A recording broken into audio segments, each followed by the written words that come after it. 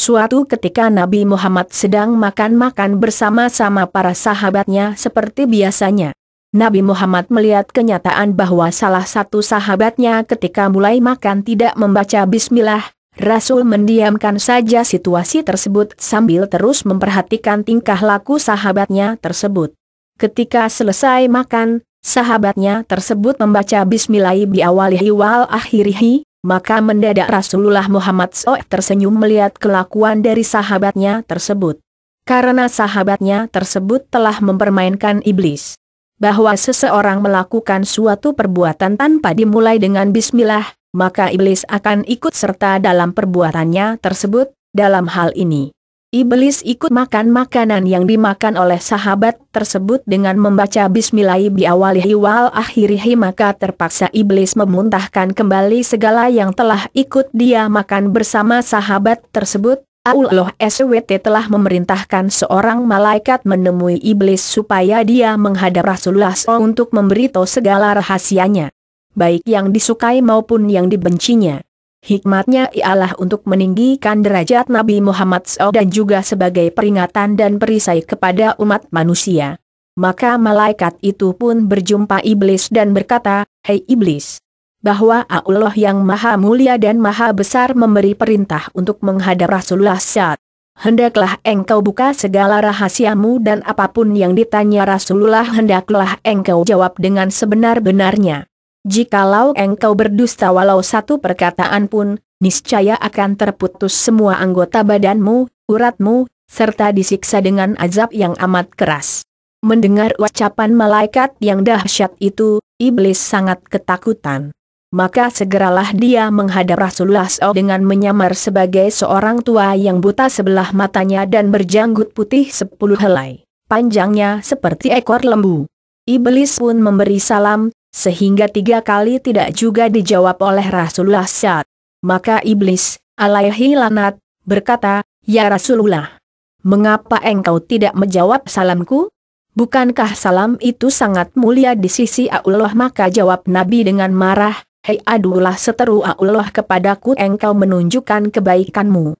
Janganlah mencoba menipuku sebagaimana kau tipu Nabi Adam AS sehingga keluar dari surga. Habil mati teraniaya dibunuh Kabil dengan sebab hasutanmu. Nabi Ayub engkau tiup dengan asap beracun ketika dia sedang sujud sembahyang hingga dia sengsara beberapa lama. Kisah Nabi Daud dengan perempuan Uria. Nabi Sulaiman meninggalkan kerajaannya karena engkau menyamar sebagai istrinya, dan begitu juga beberapa anbiya dan pendeta yang telah menanggung sengsara akibat hasutanmu hai iblis. Sebenarnya salam itu sangat mulia di sisi Allah Azza wa Jalla, cuma salammu saja aku tidak hendak menjawabnya karena diharamkan Allah. Maka aku kenal baik-baik engkaulah iblis, raja segala iblis, syaitan dan jin yang menyamar diri. Apakah hendakmu datang menemuiku ya Nabi Allah? Janganlah engkau marah. Karena engkau adalah Khatamul Anbiya maka dapat mengenaliku. Kedatanganku adalah diperintah Allah untuk memberitahu segala tipu dayaku terhadap umatmu dari zaman Nabi Adam hingga akhir zaman. Ya Nabi Allah, setiap apa yang engkau tanya, aku bersedia menerangkan satu persatu dengan sebenarnya, tiadalah aku berani menyembunyikannya. Maka iblis pun bersumpah menyebut nama Allah dan berkata, "Ya Rasulullah, sekiranya aku berdusta barang sepatah pun niscaya hancur leburlah badanku menjadi abu." Apabila mendengar sumpah iblis itu, Nabi pun tersenyum dan berkata dalam hatinya, "Inilah satu peluangku untuk menyiasati segala perbuatannya agar didengar oleh sekalian sahabat yang ada di majelis ini dan menjadi perisai kepada seluruh umatku." Hei iblis, siapakah sebesar-besar musuhmu dan bagaimana aku terhadapmu ya Nabi Allah? Engkaulah musuhku yang paling besar di antara segala musuhku di muka bumi ini. Maka Nabi pun memandang muka iblis, dan iblis pun menggeletar karena ketakutan. Ya Khatamul Anbiya, adapun aku dapat merubah diriku seperti sekalian manusia, binatang dan lain-lain hingga rupa dan suara pun tidak berbeda, kecuali dirimu saja yang tidak dapat aku tiru karena dicegah oleh Allah. Kiranya aku menyerupai dirimu, maka terbakarlah diriku menjadi abu. Aku cabut iktikat niat anak Adam supaya menjadi kafir karena engkau berusaha memberi nasihat dan pengajaran supaya mereka kuat untuk memeluk agama Islam. Begitu jugalah aku berusaha menarik mereka kepada kafir, murtad atau munafik. Aku akan menarik seluruh umat Islam dari jalan benar menuju jalan yang sesat supaya masuk ke dalam neraka dan kekal di dalamnya bersamaku. Hei iblis! Bagaimana perbuatanmu kepada makhluk Allah? Tanya Nabi. Berikutnya adalah satu kemajuan bagi perempuan yang merenggangkan kedua pahanya kepada lelaki yang bukan suaminya, setengahnya hingga mengeluarkan benih yang salah sifatnya. Aku goda semua manusia supaya meninggalkan sholat, terbuai dengan makan minum, berbuat durhaka, aku lalaikan dengan harta benda daripada emas, perak dan permata, rumahnya, tanahnya, ladangnya supaya hasilnya dibelanjakan ke jalan haram. Demikian juga ketika pesta yang bercampur antara lelaki dan perempuan. Di sana aku lepaskan sebesar-besar godaan supaya hilang peraturan dan minum arak. Apabila terminum arak itu maka hilanglah akal, pikiran dan malunya. Lalu aku ulurkan tali cinta dan terbukalah beberapa pintu maksiat yang besar, datang perasaan hasad dengki hingga kepada pekerjaan zina. Apabila terjadi kasih antara mereka, terpaksalah mereka mencari uang hingga menjadi penipu, peminjam dan pencuri. Apabila mereka teringat akan salah mereka lalu hendak bertobat atau berbuat amal ibadat, aku akan rayu mereka supaya mereka menangguhkannya. Bertambah keras aku goda supaya menambahkan maksiat dan mengambil istri orang. Bila kena goda hatinya, datanglah rasa ria, takabur, megah, sombong dan melengahkan amalnya. Bila pada lidahnya, mereka akan gemar berdusta, mencela dan mengumpat. Demikianlah aku goda mereka setiap saat. Hei iblis! Mengapa engkau bersusah payah melakukan pekerjaan yang tidak mendatangkan faedah bahkan menambahkan laknat yang besar serta siksa yang besar di neraka yang paling bawah? Hai yang dikutuk Allah! Siapa yang menjadikanmu? Siapa yang melanjutkan usiamu? Siapa yang menerangkan matamu? Siapa yang memberi pendengaranmu? Siapa yang memberi kekuatan anggota badanmu? Tanya Nabi kemudian. Semuanya itu adalah anugerah daripada Allah yang maha besar juga. Tetapi hawa nafsu dan takabur membuatku menjadi jahat sebesar-besarnya. Engkau lebih tahu bahwa diriku telah beribu-ribu tahun menjadi ketua seluruh malaikat dan pangkatku telah dinaikkan dari satu langit ke satu langit yang tinggi. Kemudian aku tinggal di dunia ini beribadat bersama sekalian malaikat beberapa waktu lamanya. Tiba-tiba datang firman Allah SWT hendak menjadikan seorang khalifah di dunia ini, maka aku pun membantah. Lalu Allah menciptakan lelaki, Nabi Adam, lalu dititahkan seluruh malaikat memberi hormat kepada lelaki itu, kecuali aku yang ingkar. Oleh karena itu Allah murka kepadaku dan wajahku yang tampan rupawan dan bercahaya itu bertukar menjadi keji dan kelam. Aku merasa sakit hati. Kemudian Allah menjadikan Adam raja di syurga dan dikurniakan seorang permaisuri, Siti Hawa, yang memerintah seluruh bidadari. Aku bertambah dengki dan dendam kepada mereka. Akhirnya aku berhasil menipu mereka melalui Siti Hawa yang menyuruh Adam memakan buah khuldi, lalu keduanya diusir dari syurga ke dunia. Keduanya berpisah beberapa tahun dan kemudian dipertemukan Allah di padang Arafah, hingga mereka mendapat beberapa orang anak. Kemudian kami hasut anak lelakinya Kabil supaya membunuh saudaranya Habil. Itu pun aku masih tidak puas hati dan berbagai tipu daya aku lakukan hingga hari kiamat. Sebelum engkau lahir ke dunia, aku beserta bala tentaraku dengan mudah dapat naik ke langit untuk mencuri segala rahasia serta tulisan yang menyuruh manusia berbuat ibadat serta balasan pahala dan syurga mereka. Kemudian aku turun ke dunia, dan memberitahu manusia yang lain daripada apa yang sebenarnya aku dapatkan, dengan berbagai tipu daya hingga tersesat dengan berbagai kitab bidah dan carut marut. Tetapi ketika engkau lahir ke dunia ini, maka aku tidak dibenarkan oleh Allah untuk naik ke langit serta mencuri rahasia, karena banyak malaikat yang menjaga di setiap lapisan pintu langit. Jika aku berkeras juga hendak naik, maka malaikat akan melontarkan anak panah dari api yang menyala. Sudah banyak bala tentaraku yang terkena lontaran malaikat itu dan semuanya terbakar menjadi abu. Maka besarlah kesusahanku dan bala tentaraku untuk menjalankan tugas menghasut. Hei iblis! Apakah yang pertama engkau tipu dari manusia? Tanya Nabi lagi. Pertama sekali aku palingkan iktikat niatnya, imannya kepada kafir juga ada dari segi perbuatan, perkataan, kelakuan atau hatinya. Jika tidak berhasil juga, aku akan tarik dengan cara mengurangi pahala. Lama-kelamaan mereka akan terjerumus mengikut kemauan jalanku. Hai iblis! Jika umatku sholat karena Allah, bagaimana keadaanmu? Tanya Nabi. Sebesar-besarnya kesusahanku. Gementarlah badanku dan lemah tulang sendiku. Maka aku kerahkan berpuluh-puluh iblis datang menggoda seorang manusia, pada setiap anggota badannya.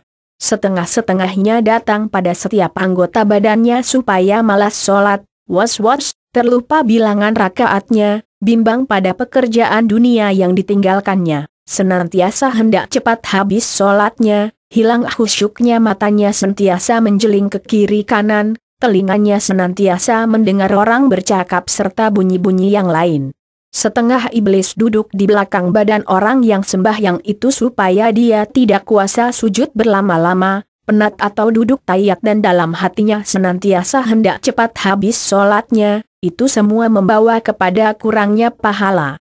Jika para iblis itu tidak dapat menggoda manusia itu, maka aku sendiri akan menghukum mereka dengan seberat-berat hukuman. Jika umatku membaca Al-Quran karena Allah, bagaimana perasaanmu? Tanya Nabi. Jika mereka membaca Al-Quran karena Allah, maka rasa terbakarlah tubuhku, putus segala uratku lalu aku lari daripadanya. Jika umatku mengerjakan haji karena Allah, bagaimana perasaanmu? Tanya Nabi. Binasalah diriku, gugurlah daging dan tulangku karena mereka telah mencukupkan rukun Islamnya. Jika umatku berpuasa karena Allah, bagaimana keadaanmu? Tanya Nabi. Ya Rasulullah, inilah bencana yang paling besar bahayanya kepadaku. Apabila masuk awal bulan Ramadan, maka memancarlah cahaya arsy dan kursi, bahkan seluruh malaikat menyambut dengan sukacita. Bagi orang yang berpuasa, Allah akan mengampunkan segala dosa yang lalu dan digantikan dengan pahala yang amat besar serta tidak dicatatkan dosanya selama dia berpuasa. Yang menghancurkan hatiku ialah segala isi langit dan bumi, yakni malaikat, bulan, bintang, burung dan ikan-ikan, semuanya siang malam mendoakan ampunan bagi orang yang berpuasa. Satu lagi kemuliaan orang berpuasa ialah dimerdekakan pada setiap masa dari azab neraka. Bahkan semua pintu neraka ditutup manakala semua pintu syurga dibuka seluas-luasnya, serta dihembuskan angin dari bawah arasy yang bernama angin syirah yang amat lembut ke dalam syurga. Pada hari umatmu mulai berpuasa, dengan perintah Allah datanglah sekalian malaikat dengan garangnya menangkapku dan tentaraku, jin, syaitan dan ifrit, lalu dipasung kaki dan tangan dengan besi panas dan dirantai serta dimasukkan ke bawah bumi yang amat dalam. Di sana pula beberapa azab yang lain telah menunggu kami. Setelah habis umatmu berpuasa barulah aku dilepaskan dengan perintah agar tidak mengganggu umatmu. Umatmu sendiri telah merasa ketenangan berpuasa sebagaimana mereka bekerja dan bersahur seorang diri di tengah malam tanpa rasa takut dibandingkan bulan biasa. Hei iblis! Bagaimana seluruh sahabatku menurutmu? Tanya Nabi. Seluruh sahabatmu juga adalah sebesar-besar seteruku. Tiada upayaku melawannya dan tiada satu tipu daya yang dapat masuk kepada mereka. Karena engkau sendiri telah berkata, seluruh sahabatku adalah seperti bintang di langit. Jika kamu mengikuti mereka, maka kamu akan mendapat petunjuk. Sayyidina Abu Bakar As-Siddiq sebelum bersamamu, aku tidak dapat mendekatinya, apalagi setelah berdampingan denganmu. Dia begitu percaya atas kebenaranmu hingga dia menjadi Wazirul Azam. Bahkan engkau sendiri telah mengatakan jika ditimbang seluruh isi dunia ini dengan amal kebajikan Abu Bakar, maka akan lebih berat amal kebajikan Abu Bakar. Tambahan pula dia telah menjadi mertuamu karena engkau menikah dengan anaknya, Sayyidatina Aisyah yang juga banyak menghafaz hadits-haditsmu. Saidina Umar Al-Khattab pula tidaklah berani aku pandang wajahnya karena dia sangat keras menjalankan hukum syariat Islam dengan seksama. Jika aku pandang wajahnya, maka gemetarlah segala tulang sendiku karena sangat takut. Hal ini karena imannya sangat kuat, apalagi engkau telah mengatakan, jikalau adanya Nabi sesudah aku maka Umar boleh menggantikan aku. Karena dia adalah orang harapanmu serta pandai membedakan antara kafir dan Islam hingga digelar Al-Faruq. Saidina Utsman Al-Affan lagi, aku tidak bisa bertemu, karena lidahnya senantiasa bergerak membaca Al-Quran. Dia penghulu orang sabar, penghulu orang mati syahid dan menjadi menantumu sebanyak 2 kali. Karena taatnya, banyak malaikat diding melawat dan memberi hormat kepadanya karena malaikat itu sangat malu kepadanya hingga engkau mengatakan, barang siapa menulis Bismillahirrahmanirrahim pada kitab atau kertas-kertas dengan dakwat merah, nescaya mendapat pahala seperti pahala Utsman mati syahid. Saidina Ali Abi Thalib pun itu aku sangat takut karena hebatnya dan gagahnya dia di medan perang, tetapi sangat sopan santun, alim orangnya. Jika iblis, syaitan dan jin memandang beliau, maka terbakarlah kedua mata mereka karena dia sangat kuat beribadat serta beliau adalah golongan orang pertama memeluk agama Islam dan tidak pernah menundukkan kepalanya kepada sembarang berhala. Bergelar Ali Karamullah wajhahu dimuliakan Allah akan wajahnya dan juga harimau Allah dan engkau sendiri berkata, akulah negeri segala ilmu dan Ali itu pintunya. Tambahan pula dia menjadi menantumu, semakin aku ngeri kepadanya, bagaimana tipu daya engkau kepada umatku? Tanya Nabi, umatmu itu ada 3 macam. Yang pertama seperti hujan dari langit yang menghidupkan segala tumbuhan yaitu ulama yang memberi nasihat kepada manusia supaya mengerjakan perintah Allah serta meninggalkan larangannya seperti kata Jibril S. Ulama itu adalah pelita dunia dan pelita akhirat. Yang kedua umat Tuhan seperti tanah yaitu orang yang sabar syukur dan rida dengan karunia Allah. Berbuat amal soleh, tawakal dan kebajikan. Yang ketiga umatmu seperti Firaun, terlampau tamak dengan harta dunia serta dihilangkan amal akhirat. Maka aku pun bersuka cita lalu masuk ke dalam badannya, aku putarkan hatinya ke lautan durhaka dan akulah kemana saja mengikuti kehendakku. Jadi dia senantiasa bimbang kepada dunia dan tidak hendak menuntut ilmu, tiada masa beramal ibadat, tidak hendak mengeluarkan zakat, miskin hendak beribadat. Lalu aku goda agar minta kaya dulu, dan apabila diizinkan Allah dia menjadi kaya, maka dilupakan beramal, tidak berzakat seperti Karun yang tenggelam dengan istana mahligainya. Bila umatmu terkena penyakit tidak sabar dan tamak, dia senantiasa bimbang akan hartanya dan setengahnya asyik hendak merebut dunia harta, bercakap besar sesama Islam, benci dan menghina kepada yang miskin, membelanjakan hartanya untuk jalan maksiat, tempat judi dan perempuan lacur. Siapa yang serupa dengan yang kau tanya Nabi? Orang yang meringankan syariatmu dan membenci orang belajar agama Islam. Siapa yang mencahayakan muka engkau tanya Nabi? Orang yang berdosa, bersumpah bohong, saksi palsu, pemungkir janji. Apakah rahasia engkau kepada umatku tanya Nabi? Jika seorang Islam pergi buang air besar serta tidak membaca doa pelindung syaitan, maka aku gosok-gosokkan najisnya sendiri ke badannya tanpa dia sadari. Jika umatku berhubungan badan dengan istrinya, bagaimana hal engkau tanya Nabi? Jika umatmu hendak bersetubuh dengan istrinya serta membaca doa pelindung syaitan, maka larilah aku dari mereka. Jika tidak, aku akan bersetubuh dahulu dengan istrinya, dan bercampurlah benihku dengan benih istrinya. Jika menjadi anak maka anak itu akan gemar kepada pekerjaan maksiat, malas pada kebaikan, durhaka. Ini semua karena kealpaan ibu bapaknya sendiri.